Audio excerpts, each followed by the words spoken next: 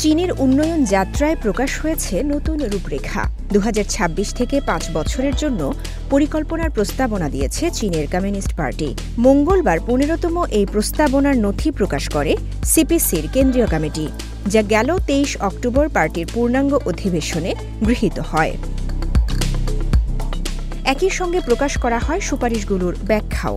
দেশটির কমিউনিস্ট পার্টির সাধারণ সম্পাদক ও প্রেসিডেন্ট শি জিনপিংয়ের পেশ করা এই নথিতে রয়েছে মোট 15টি অধ্যায়, যা 3 ভাগে বিভক্ত।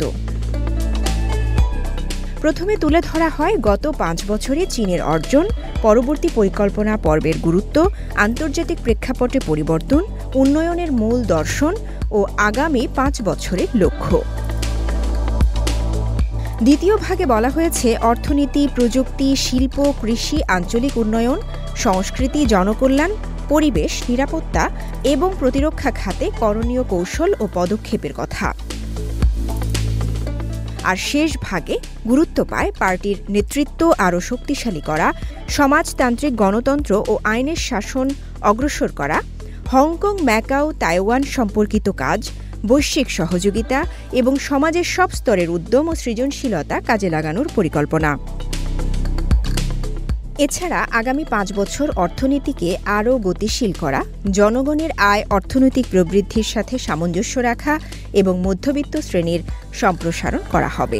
বিজ্ঞান ও প্রযুক্তিতে আত্মনির্ভরতা, উদ্ভাবন ও নতুন প্রবৃদ্ধির শক্তি গড়ে তুলতেও দেওয়া হয়েছে বিশেষ গুরুত্ব। রয়েছে দেশটির অভ্যন্তরীণ চাহিদা বাড়ানোর পাশাপাশি আন্তর্জাতিক বাণিজ্য ও বিনিয়োগে আরও উন্মুক্ত হওয়ার কথাও বলা হয়েছে। আন্তর্জাতিক বাণিজ্য ও বিনিয়োগে আরও উন্মুক্ত হওয়ার কথাও বলা হয়েছে। বেল্ট অ্যান্ড রোড উদ্যোগকে আরও উচ্চমানের সহযোগিতায় পরিণত করার নির্দেশনাও দেওয়া হয়েছে। মানব সম্পদ উন্নয়ন, ন্যায্য আয় বণ্টন, উন্নত শিক্ষা ব্যবস্থা, সাশ্রয়ী আবাসন এবং সার্বজনীন সেবা নিশ্চিত করার প্রতিশ্রুতিও রয়েছে এই পরিকল্পনায়। এছাড়া জাতীয় নিরাপত্তা ব্যবস্থা আধুনিকায়ন, জননিরাপত্তা জোরদার এবং প্রতিরক্ষা খাতকে আধুনিক প্রযুক্তি নির্ভর করে তোলার উপরও জোর দেওয়া হয়েছে।